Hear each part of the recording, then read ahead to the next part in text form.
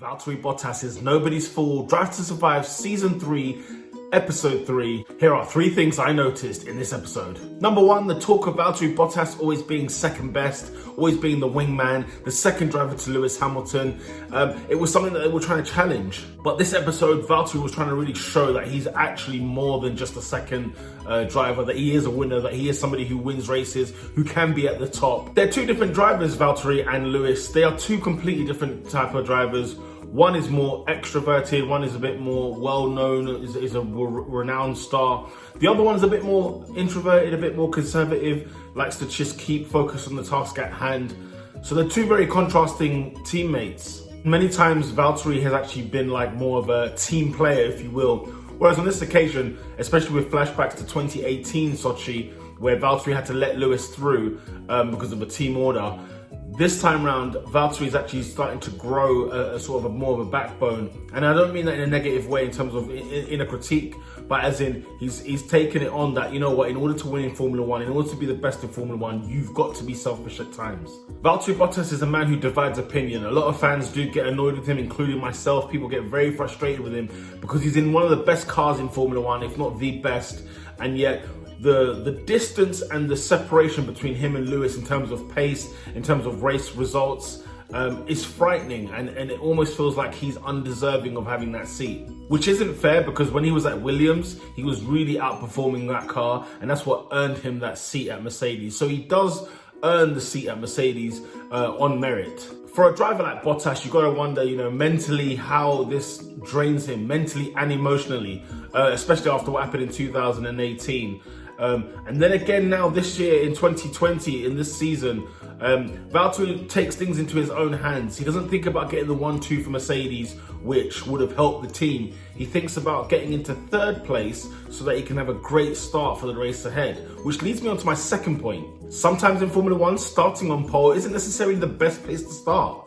Depending on what track you're on, and depending what the first turn looks like, whether it's a left turn, whether it's a right turn, whether it's over a kilometer distance until you get to the first turn, it really does matter where you start on the grid and see which way you can gain some advantage. And in this situation, Valtteri Bottas, instead of actually just putting that car in second, he, at the end of his lap, his flying lap, he had Max Verstappen coming behind him, and he didn't move out of the way.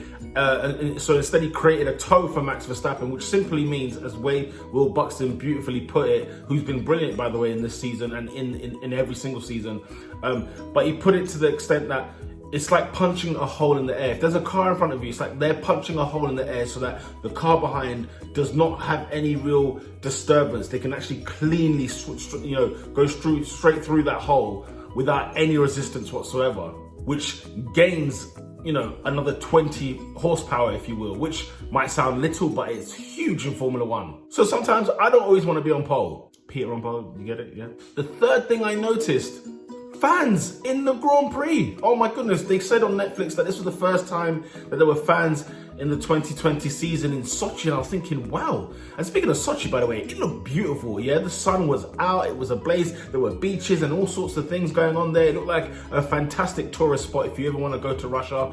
I might have to put that on my list. But yes, fans were back, and I think it just adds, it adds that much. I'll be honest with you, before the pandemic, right, I never really took notice of fans at Grand Prix. I didn't know what kind of difference it adds. Whereas in other sports, football, rugby, for example, when the crowd is there, you feel it. It's part of the spectacle. Whereas this, because the cars are louder than anything, and then you got the commentary on top of that, you don't really notice how noticeable fans are there. But when they're not there, it was like, oh. Then when they came back, it was like, okay, all right, yeah, I get it. I felt a bit sad towards the end for Valtteri, because at the end, when it came to sort of, celebrating his beer, at the end of the race, Toto Wolff went straight to the stewards. They didn't really celebrate Bottas's win there. And, maybe Netflix were just trying to create more drama than there actually was. But even after when once they left the podium, had the champagne, and they've gone back into their places, all the engineers are gone. And it's just Valtteri, I think it's his agent, and the Netflix crew that were there. And, he's sipping on his beer. And it was just a bit like, Mercedes, come on, you could have done better there. Like, show some, show the same love you would have shown Lewis.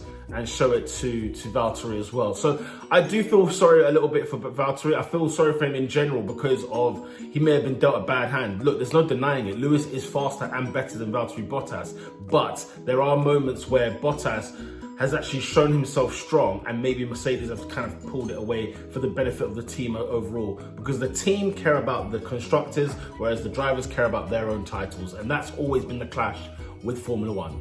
Those were the three things I noticed.